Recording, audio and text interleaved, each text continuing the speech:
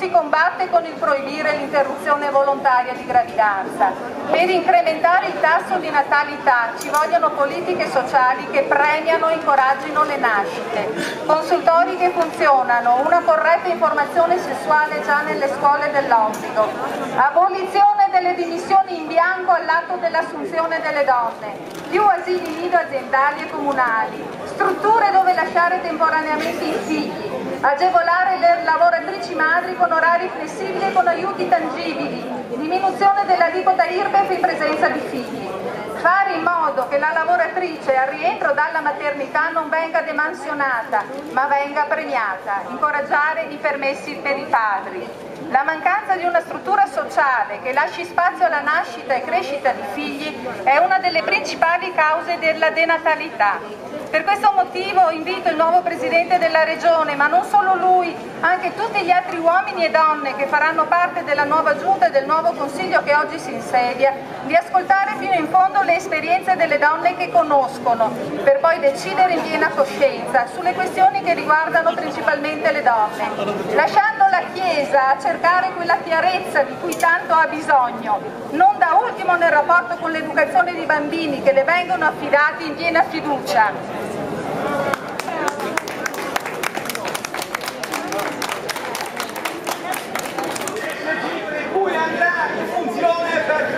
Nessuno più lo fermerà, il funzionamento di questo inceneritore che inquinerà non solo Venezia ma tutta la regione.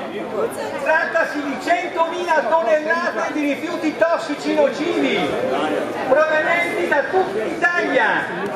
Qui a Venezia sono presenti anche da Verona i comitati, Comitato Fuori dal Comune, Insieme per Borgo Roma Beghelli, Insieme per Canidavi, Comitato Buttapietra, Comitato per la Salute dei Cittadini di Verona, Comitato di Zevio, Comitato Aria Pulita, Associazione Forum dei Veneti, Associazione Con la Mente, Associazione Verona Reattiva, Associazione per la tutela del territorio di Verona Est.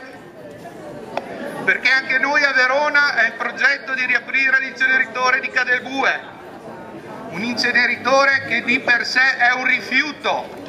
Un inceneritore che negli anni 90 ha costituito la tangente madre di Tangentopoli a Verona.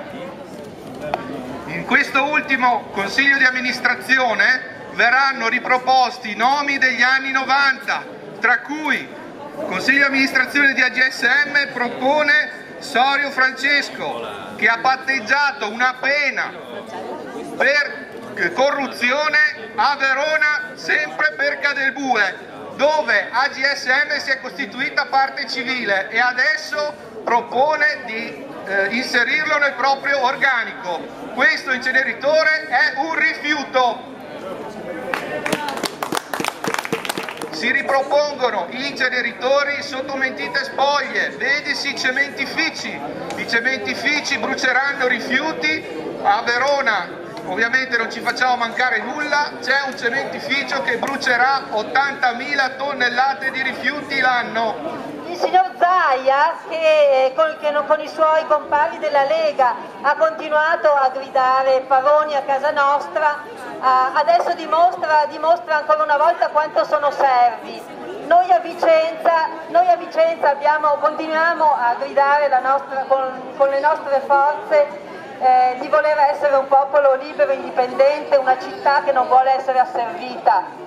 E che cosa ha fatto la Lega oltre a dire Paroni a casa nostra? Non ha fatto niente quando abbiamo voluto difendere la città da questo mostro che sarà la base americana, la base militare americana, l'ennesima base a Vicenza. Vicenza sta diventando una città militarizzata, sta diventando una delle città più brutte d'Italia.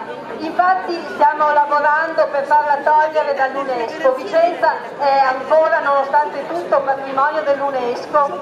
Non sappiamo con che coraggio le venga attribuito questo merito. Noi chiediamo a viva voce che vengano incentivati i fondi per i consultori. Il problema delle RU 486 è un problema che è vicino a quello dell'obiezione di coscienza.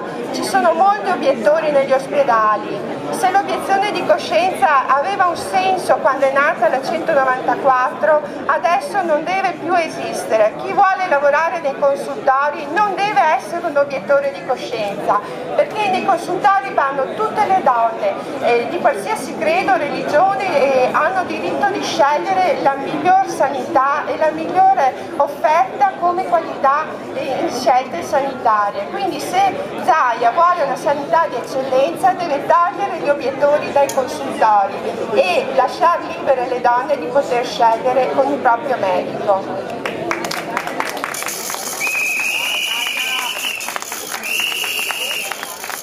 L'Unione degli atei e degli agnostici razionalisti è felicissima di vedere che questa manifestazione accomuna delle istanze che sembrano diverse ma non sono così diverse.